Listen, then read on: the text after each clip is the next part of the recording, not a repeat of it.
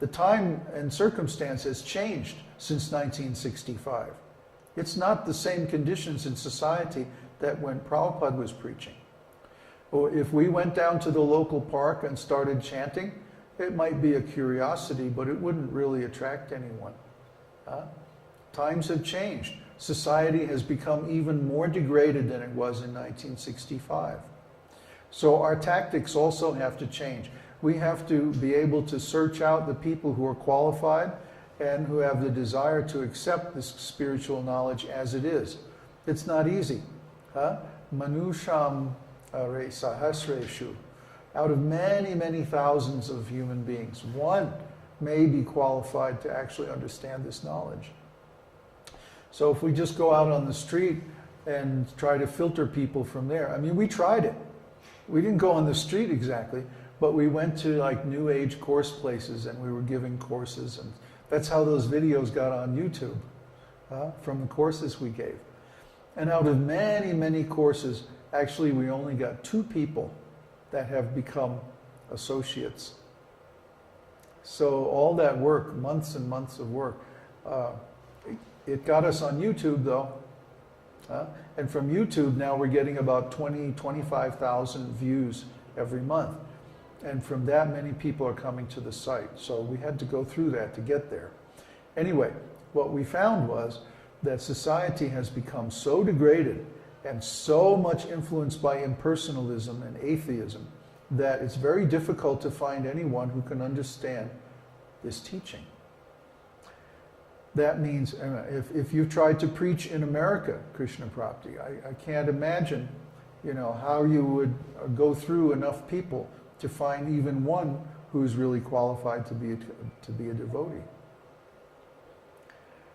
Yeah, atheism, cynicism, people are very, very cynical about everything. And rightly so, because they've been cheated on every side. Even the Hare Krishnas are going to cheat them. What kind of a world do we live in, It's really degraded. So the best thing to do is to find the people who understand this and who are ready to get out. And give the original teaching to them. And that way, we make the best use of our limited time and resources, and we actually find the people who can benefit. That's why I'm very picky about who I preach to. I blow people away all the time. It's not that I don't like them, but that we don't have time or the facilities to elevate them to the point where they can accept this teaching, to where they can assimilate it.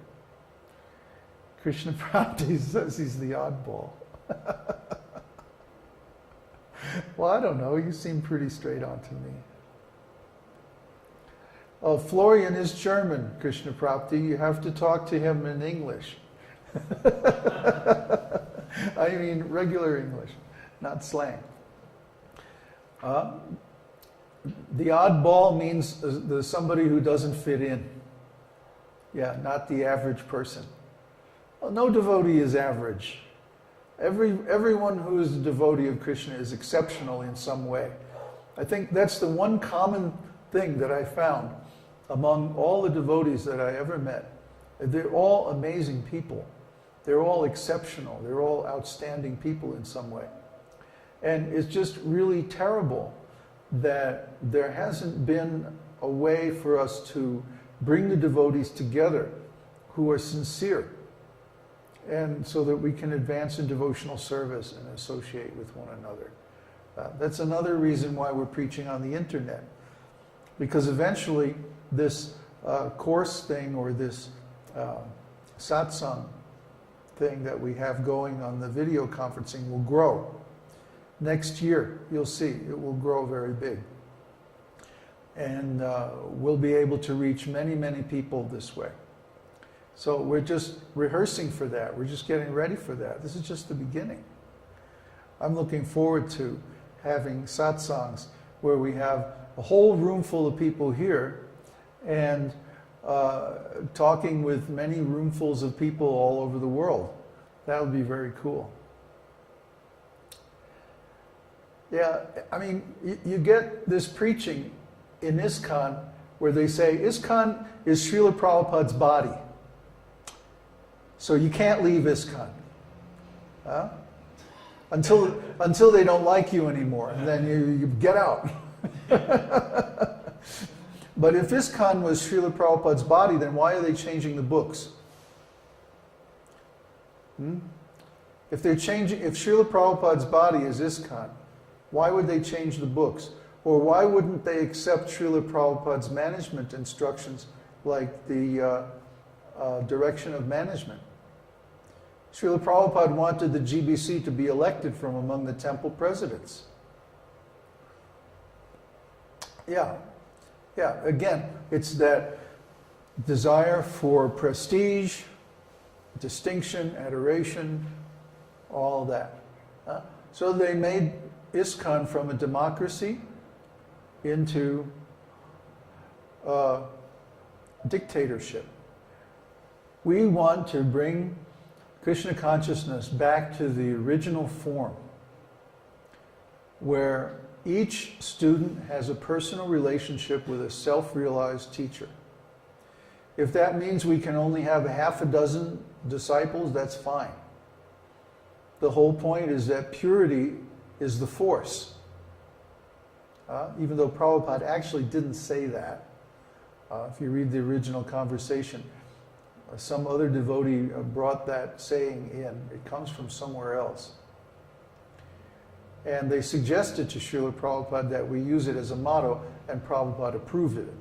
But Prabhupada himself didn't originate that phrase, that purity is the force and so on. Yet, it's certainly true. And we want to keep that purity intact.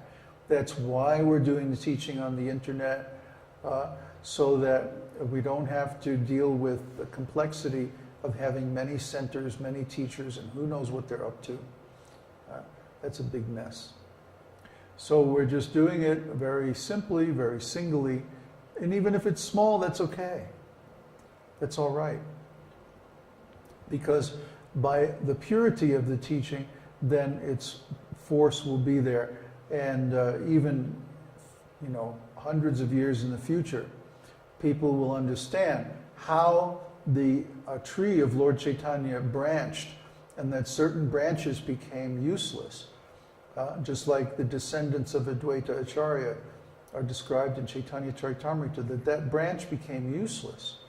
And therefore the gardener, Lord Chaitanya Mahaprabhu, had to cut it off.